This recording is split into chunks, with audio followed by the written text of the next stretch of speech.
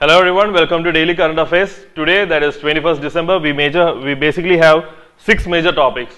So, first is about the Wetland Conservation and Management Rules of 2017 that has been recently notified. Second is about the Urban Frame Survey. Third is about India's first railway university. Fourth is about the scheme for capacity building on textile sector. Fifth is about the Kimberley Process. And sixth is about the OPEC countries. Now, moving on to the first one, that is Wetland Conservation and Management Rules of 2017. Why it is in news? It is because recently, though the government has come up with this, notified this rule, there have been severe criticism against this rule. So, based upon it, what we need to have focus on as far as the prelims is concerned is about the major areas which this rule focuses upon. This rule actually provides for creation of two major bodies. First is the State Wetland Authority. Second is about National Wetland Committee. So, State Wetland Authority is to be headed by State's Environment Minister, and it would be having an expert each from the field of wetland ecology, hydrology, fisheries, landscape planning and socio-economics. Also along with that, they have been mandated to develop a comprehensive list of the activities that has to be conducted or that is to be permitted in and around this wetland areas and also around the around its zone of influence. Also, they have to define the strategies that they will be using in order to provide for conservation and the wise use of wetlands. So, this wise use refers to sustainable use here. Along with that, they also have to undertake several measures in order to create awareness in not only among the local people but also at the national level, at the state level. Now, moving on to the next one. Along with this, the state level authorities is also mandated to prepare the list of all wetlands that is within that particular state within 3 months from the date of notification of this rule. Along with that, they will have to create a list of all wetlands that has to be notified in future within 6 months. Along with that, a comprehensive digital survey or comprehensive digital inventory of all wetlands has to be created within 1 year and which has to be updated every 10 years. Coming to the national level authorities have to basically oversee the works that has been conducted by the state level authorities.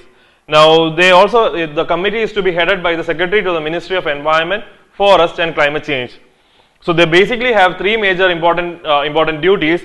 First is to advise the Government of India on appropriate policies and action programs that has to be conducted for conservation as well as sustainable use of wetlands.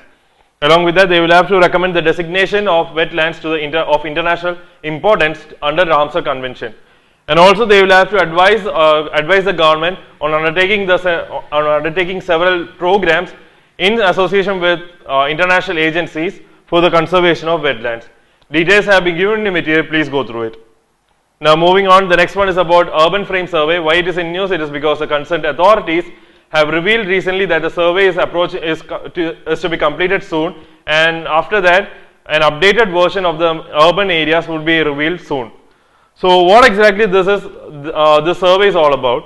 The survey is conducted by Field Operations Division of National Sample Survey Office. Now, this National Sample Survey Office comes under Ministry of Statistics and Program Implementation, which conducts a large-scale survey in order to provide valuable data for government for coming up with several appropriate policies in order to curb or in order to meet our socio-economic developmental challenges. Now, as far as our sample survey is concerned, what happens is that in a sample survey, to be more efficient, it needs to have a framework within which it has to be applied.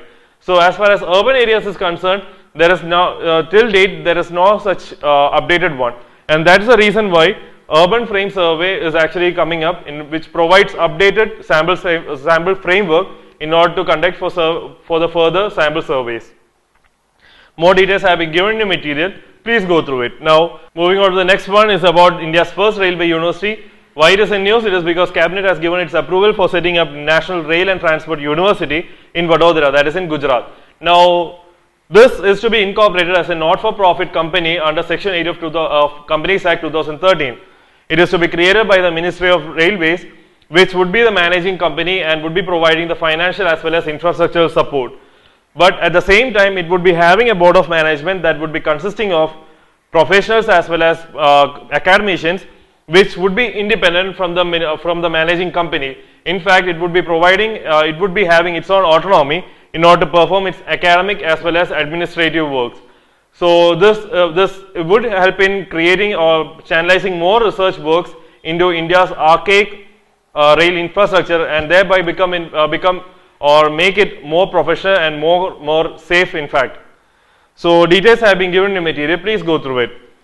So next is about scheme for capacity building in textile sectors. Why it is in news? It is because CCEA, that is Cabinet Committee on Economic Affairs, has given its approval for coming up with this scheme, which covers the entire value chain of textile sector, which excludes at the same time spinning and weaving in organized sector.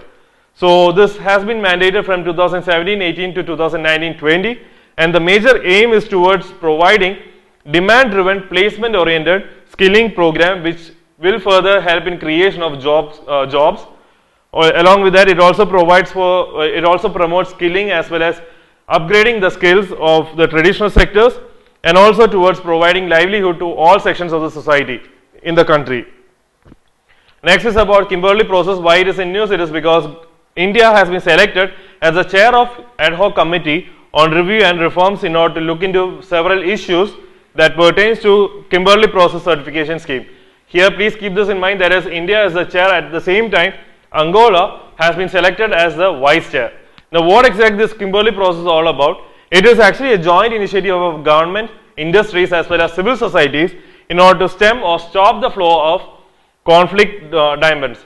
Now what exactly these conflict diamonds are? These conflict diamonds are those diamonds which are actually used by the rebels in order to fund their process or in order to fund their activities against legitimate government. So India is actually, it was established in 2003, for which India was actually a founding member. Now India has been selected as the vice chair for 2018 and subsequently as the chair for 2019 process for the 19 summit which was held. India was selected in the summit, in the plenary meeting that was held in Dubai last year, that is in 2016. This year the plenary session is being conducted in Brisbane, that is in Australia, and Australia is actually the chair for this session also. India in the past also have remained as the chair for this Kimberley Process, that was in 2008. Now in 2018 European Union will be chairing this process or this plenary session. Now there are 54 members actually in this process.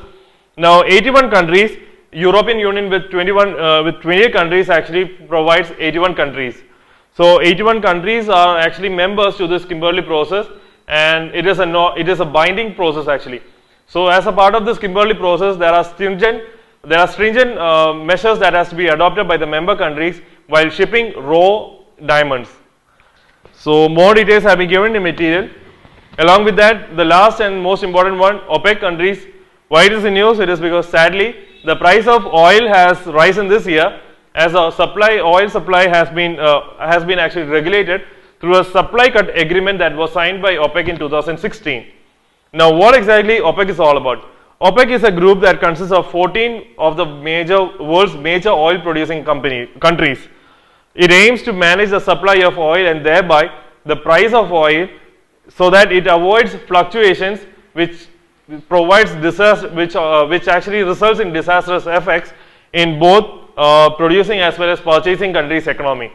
So Iran, Iraq, Kuwait, Saudi Arabia as well as Venezuela, these are actually the founding members of this OPEC, and please keep this in mind, that is the secretariat of this OPEC is in Vienna, that is in Austria.